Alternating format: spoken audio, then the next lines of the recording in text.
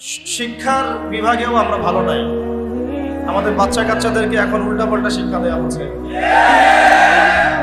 যেমন আমরা এই ওলামা সম্মেলনের আগে প্রিপারেশন নিচ্ছিলাম, লেকচার শিট রেডি করছিলাম, তো দেখলাম যদিও বা কোনো একটা কারণে আমি সেদিন যেতে পারি নাই, তো দেখলাম যে আসলে মূল সমস্যাগুলো কোন জায়গায়। মূল সমস্যা হচ্ছে শিক্ষার, তারা বস্তুবাদী শিক্ষাটাকে প্রাধান্য দিচ্ছে, ইসলামী শিক্ষাটাকে প্রাধান্য দিচ্ছেন না। 2 নম্বর হচ্ছে যে ইতিহাসকে বিকৃত করছেন। ইতিহাস বিকৃত করছেন, ভারতীয় উপমহাদেশে মুসলমানদের অবদানকে অস্বীকার করছেন। সেই জায়গায় যাদের কোনো অবদানই নাই তাদেরকে হাইলাইট করছেন। একটা স্বাধীন ফিলিস্তিন রাষ্ট্রকে ইসরায়েল দখল করব, এখন মানচিত্র থেকে আপনি ইসরায়েল ফিলিস্তিনের মানচিত্র উঠিয়ে দিচ্ছেন, ইসরায়েলের মানচিত্র প্রতিষ্ঠা করছেন, সেইটা পাঠ্যপুস্তকে নিয়ে আসছেন। তার মানে আমরা স্বীকার করে নিচ্ছি ফিলিস্তিনের অবৈধ ছিল, এরাই বৈধ। অনেক মৌলিক সমস্যা আছে। যৌন শিক্ষা দেওয়ার নামে আমরা আমাদের ছোট ছোট বাচ্চাদেরকে, ছোট বাচ্চার মধ্যে বোঝাচ্ছি 15 থেকে 20 বছর, এটা খুব স্লিপারি একটা এজ। এই সময় মানুষের আবেগটা চূড়ান্ত লেভেলে থাকে, ইমোশন সে কন্ট্রোল করতে পারে না, যে কোনো সময় পাপ পিছলে যেতে পারে। এমনি ছেলে মেয়ে একসাথে পড়াশোনা করছে, তার উপরে আবার ছেলে মেয়েকে আমরা অবাধে একটা যৌন শিক্ষা দিচ্ছি। যৌন শিক্ষার নামে এখানে ফ্রি মিক্সিংটাকে আমরা প্রমোট করা শুরু করছি। এমনিতেই তার আগে থেকেই হারাম সম্পর্ক ছিল, তার উপরে পাঠ্যপুস্তকে যখন এগুলো পড়বে, এগুলো নিয়ে ডিসকাস করবে, কথাবার্তা বলবে, আগেই অ্যাফেয়ার করতো, এখন আরো খারাপ কোনো সম্পর্ক করবে, উৎসাহ পাচ্ছে। এখানে যৌন শিক্ষার নামে আমরা শারীরিক শিক্ষার নামে আমরা যৌন শিক্ষা দেওয়া শুরু করি। অথচ আমাদের বাবারা, আমাদের মায়েরা 5টা 6টা 10টা করে সন্তান জন্ম দিয়েছে, তাদেরকে যৌন শিক্ষা শিখতে হয় না। আমার নানির 12 সন্তান, 12 সন্তান, কত সন্তান? 12 সন্তান। আমার আম্মারা 12 ভাই বোন। আমার নানির বিয়ে হয়েছে 14 বছর বয়সে। আমার নানিকে বিয়ে করেছেন, তার বয়স ছিল 14 বছর। নানার বয়স ছিল হয়তো 20-25-এর মতো। তার গর্ভ থেকে সন্তান হয়েছে 12 জন। কোনো সিজারও করতে হয় না, সব নর্মাল। তাদেরকে যৌন শিক্ষা শিখতে হয় না। মানে আমরা পশ্চিমাদেরকে হুবাহু অনুসরণ করছি এবং তাদেরকে আমাদের ইলাহ বানিয়ে নিচ্ছি। শিক্ষার মধ্যে এই মোটা দাগে সমস্যা করা হচ্ছে। এতে করে বাচ্চাদের চরিত্র নষ্ট হয়ে যাচ্ছে, ভবিষ্যতে আরো হবে যদি এগুলো লাগাম টেনে না ধরা হয়। আর লাগাম টেনে ধরার দায়িত্ব বা কর্তৃত্ব আমাদের হাতেও নাই। যাদের হাতে আছে তাদের পর্যন্ত মেসেজ পৌঁছে দেওয়া আমাদের দায়িত্ব। আরো সমস্যা হচ্ছে, আমরা দেখলাম সেখানে যৌন শিক্ষার চেয়ে এক ধাপ এগিয়ে, নারী পুরুষের অবাধ মেলামেশার থেকে এক ধাপ এগিয়ে ছেলের যে জেনা, নাউজুবিল্লাহ, সমকামিতা, এটাকে আমরা প্রমোট করা শুরু করলাম এবং এটাকে নতুন একটা ভার্সনে বইপত্র নিয়ে আসছি, তার নাম হলো শরীফ থেকে শরীফ। শিক্ষার মধ্যে আমরা আসলে ভালো নাই এখন। আর এই 15 বছরের সিলেবাসের মধ্যে তারা 15টা হাদিস মুখস্থ করবে কিনা আমার জানা নেই, 15টা সূরা তাদের তাফসীর পড়ানো হবে কিনা আমাদের জানা নেই, 15টা ফিকহের মাসআলাও তারা মুখস্থ রাখতে পারবে কিনা আমরা জানি না। 15 বছর। আরো সমস্যা হচ্ছে কি, যে এই শিক্ষাটার মধ্য থেকে আমরা ধর্মীয় শিক্ষাটাকে আস্তে আস্তে উঠাই দিচ্ছি। এর আগে একটা জেনারেশন ছিল, আমরাও যখন পড়েছি তখন কিন্তু আমরা বইপত্র অনেক ইসলামিক বিষয় পেয়েছি।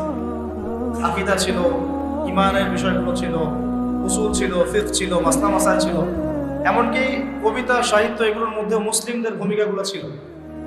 মহানবী সাল্লাল্লাহু আলাইহি ওয়াসাল্লামের জীবনী ছিল, তাকে নিয়ে কবিতা ছিল, গদ্য ছিল, পদ্য ছিল, উপন্যাস ছিল। আস্তে আস্তে এগুলো সব মিনিমাইজ করা হলো। তো দেখেন, আমরা ব্যক্তিগতভাবে হয়তো অনেক ভালো আছি, জাতিগতভাবে আমরা ভালো নাই। জাতির মেরুদণ্ডই হচ্ছে শিক্ষা। শিক্ষার ক্ষেত্রে আমরা আসলে এখন ভালো। আর এর বাইরে যে শিক্ষা সিস্টেম, যেটা আমরা বলি মাদ্রাসা সিস্টেম, মাদ্রাসা কারিকুলাম, এইটা যদি না থাকতো তাহলে আমার মনে হয় যে বাংলাদেশ থেকে ইসলাম অনেক আগেই মিটে যায়। এই জায়গাতেও কিছু সমস্যা আমরা ফেস করছি এখন। যেমন আমরা এখানে কওমি, আলিয়া এরকম ভাগ হয়ে যাচ্ছে।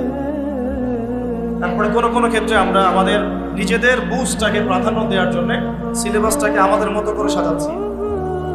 কিন্তু একটা চিরন্তন চিরায়ত সিলেবাস আমরা এখন পর্যন্ত প্রণয়ন করতে 100% সমর্থ হই নাই।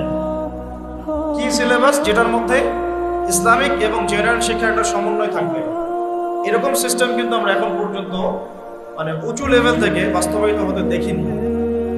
এখানে প্রবলেমটা হচ্ছে কি যে আমরা অনেকে হয়তো মুফতি হয়ে যাচ্ছি, ইফতা দিয়ে ফেলছি, কিন্তু আমরা ভৌগোলিক বিষয়গুলো সম্পর্কে খোঁজখবর রাখতেছি।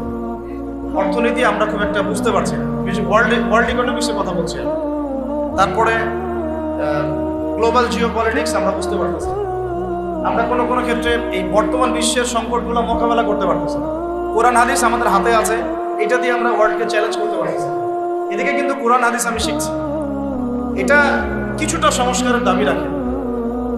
এটা ওলামায়ে কেরামরা বুঝবেন, হয়তো এটা সবার দায়িত্ব না, ওলামায়ে কেরামরা এটা বুঝবেন এবং তারা ফিকির করছেন যে কিভাবে এটাকে আরো আপডেট করা যায়। মূল জিনিস ঠিক থাকবে, কিন্তু সমসাময়িক উপকারী জ্ঞানগুলো আমাদের দরকার আছে। আমরা কথা বলছি যে মাইক্রোফোন দিয়ে, যে রেকর্ডিংগুলো হচ্ছে, আপনার হাতে যে ফোনগুলো অনেকে একটু কাইন্ডলি ভেতরে রাখেন। তারপরে প্রযুক্তিগত বিষয়, অ্যাপস, গুগল, ফেসবুক, ইউটিউবিং, যে কোনো প্ল্যাটফর্মের দিকে তাকান, কোনোটাই আমাদের ক্রিয়েট করে না, কোনোটাই মুসলমানদের ক্রিয়েট করে না। কেউ অসুস্থ হয়ে গেলে যে হসপিটাল আপনি যাচ্ছেন, সেই হসপিটালটা আপনারা প্রতিষ্ঠা করেন নাই, আমরা করি নাই, ওটা করেছে কোনো সেকুলাররা। প্রযুক্তিগতভাবে তারা এগিয়ে যাচ্ছে এদিক দিয়ে। প্রযুক্তি ওদের হাতে, তথ্য ওদের হাতে, ডেটা ওদের হাতে, উন্নত প্রযুক্তি যেটা দিয়ে আপনার গোপন জীবন পর্যন্ত মনিটর করা যায়। আপনি আপনার ওয়াইফের সাথে কি কথাবার্তা বলেন, যদি আমি চাই এবং আমার কাছে অথরিটি থাকে, আমি সেটা মনিটর করতে পারবো, আপনি বুঝতে পারবেন। কারণ এটা আমাদের হাতে নাই। আমরা এখানে পিছিয়ে গেছি, তথ্য প্রযুক্তির ক্ষেত্রে আমরা কিন্তু অনেক পিছিয়ে গেছি। ইন্টারনেট সেকশনে আমাদের অবদান কি? আমরা কতগুলো ইসলামিক অ্যাপস তৈরি করতে পেরেছি, কতগুলো আমরা ডাটাবেস তৈরি করতে পেরেছি, সার্চ ইঞ্জিন আমাদের কতগুলো আছে, আমাদের ডাটাবেস কতগুলো। তো এগুলো ভাবতে হবে। আমাদের মানে যে তথ্য প্রযুক্তির বড় বড় কোম্পানিগুলো, এগুলোর মালিক কতজন মুসলমান? তো বেশিরভাগ ক্ষেত্রে আমরা দেখা যাচ্ছে কি যে এইগুলো আমাদের হাতে না থাকার কারণে, আমরা পিছিয়ে পড়ার কারণে আমরা ইহুদি খ্রিস্টানদের উপর নির্ভরশীল হয়ে পড়ছি। কি হলো? ঘুম ধরে গেছে?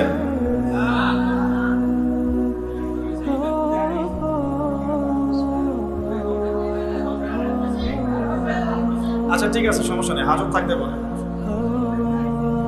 তো এখন আমি যেটা কথা বলতে যাচ্ছি প্রথম থেকে আমরা আসি, যে আমরা অনেকে ব্যক্তিগতভাবে ভালো আছি, শিক্ষা সিস্টেমটা কিন্তু ধ্বংস হওয়ার পর এখান থেকে বের হওয়ার জন্যে, এখান থেকে জাতিকে বের করার জন্যে আমাদের সবার আগে দরকার দ্বিমুখী শিক্ষার মেরুকরণটা দূর করা।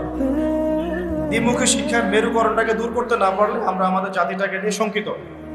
সামনে আমাদের সন্তানদের ভবিষ্যৎ কি হবে, তারা নীতি নৈতিকতার ক্ষেত্রে কোন জায়গায় নামতে পারে, এটা নিয়ে আমরা সত্যি উদ্বিগ্ন। আল্লাহ পাক আমাদেরকে বোঝার তৌফিক দান করেন।